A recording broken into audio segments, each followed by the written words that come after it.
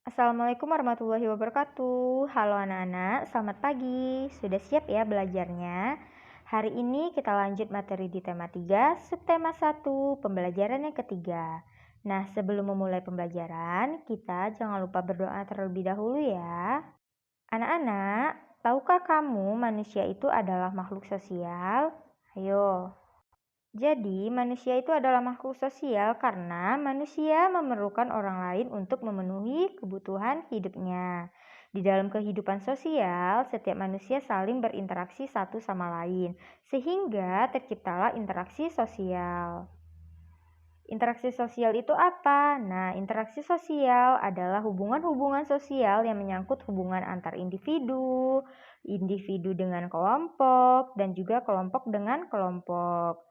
Interaksi sosial sangat dibutuhkan untuk kehidupan bersama, sebab individu tidak dapat hidup tanpa individu lainnya. Jadi, kita itu saling ketergantungan satu sama lain ya.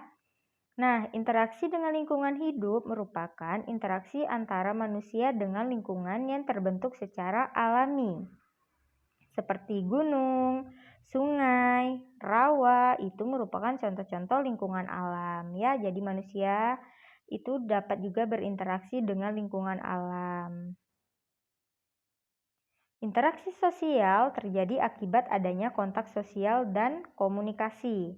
Kontak sosial itu adalah hubungan seseorang dengan orang lain dan komunikasi itu muncul setelah terjadinya kontak sosial. Bisa dipahami ya anak-anak?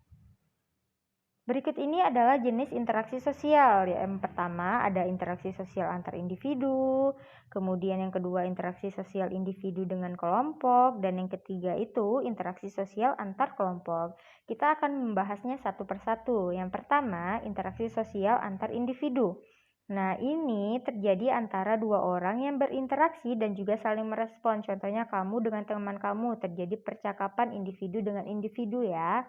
Kemudian interaksi sosial individu dengan kelompok. Itu contohnya guru yang sedang mengajar muridnya. Guru sebagai individu, kemudian murid itu sebagai kelompok. Kemudian ada interaksi sosial antar individu antar kelompok. Nah, ini terjadi ketika suatu kelompok melakukan kontak dengan kelompok sosial lain. Contohnya seperti pertandingan sepak bola. Jadi, itu dia ada 3 jenis interaksi sosial. Ada interaksi sosial antar individu, individu dengan kelompok, dan antar kelompok. Mengapa ya manusia itu harus berinteraksi? Ada yang tahu? Nah, jadi tujuan dari interaksi sosial itu yang pertama menjalin persahabatan, kemudian memperoleh bantuan dari orang lain, menyelesaikan masalah bersama, merundingkan suatu masalah yang timbul, serta melaksanakan kerjasama yang saling menguntungkan. Itu adalah tujuan dari interaksi sosial, interaksi yang kita lakukan sesama manusia. Nah, manusia tidak hanya berinteraksi dengan sesama manusia, tapi juga dengan lingkungan sekitarnya. Interaksi ini disebut dengan interaksi dengan lingkungan hidup. Seperti pada contoh berikut ini. Di sini ada gambar seorang nelayan yang sedang menangkap ikan. Ya, jadi di sini nelayan berinteraksi dengan lingkungan saat melaut. Interaksi antar manusia dan lingkungan hidup sekitarnya terjadi secara alami ya. Keberagaman profesi seperti pedagang, petani, nelayan, peternak, pegawai, dan lainnya merupakan keberagaman yang harus kita syukuri. Karena adanya keberagaman profesi, kamu bisa memenuhi kebutuhan hidupmu. Ada banyak sekali keberagaman yang ada di masyarakat, baik keberagaman sosial maupun budaya. Jadi, kita harus menghargai profesi masing-masing ya. Kita tidak boleh menghina satu sama lain. Kalau kita menghina satu sama lain, itu akan menimbulkan perselisihan ya. Nah, berikut ini adalah bentuk keberagaman sosial dan budaya di masyarakat. Yang pertama ada keberagaman usia. Itu terdiri dari anak-anak, remaja, dewasa, dan juga ada lansia. Kemudian keberagaman jenis kelamin, itu terdiri dari laki-laki dan juga perempuan. Lanjut ada keberagaman budaya. Ini terdiri dari bahasa, rumah adat, pakaian adat, tarian, dan juga ada makanan khas daerah.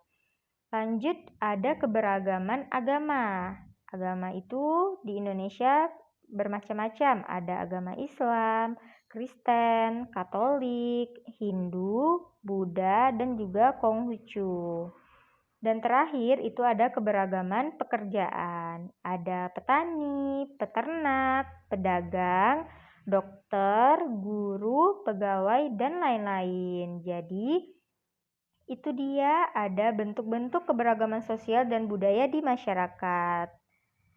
Oke anak-anak, sekarang Ibu akan memberikan kalian tugas. Tugasnya yang pertama, jelaskan pengertian dari interaksi sosial. Yang kedua, sebutkan bentuk keberagaman sosial dan budaya yang ada di masyarakat. Oke anak-anak, demikianlah pembelajaran kita pada hari ini. Lebih dan kurang, Ibu mohon maaf. Ibu akhiri dengan mengucapkan wassalamualaikum warahmatullahi wabarakatuh.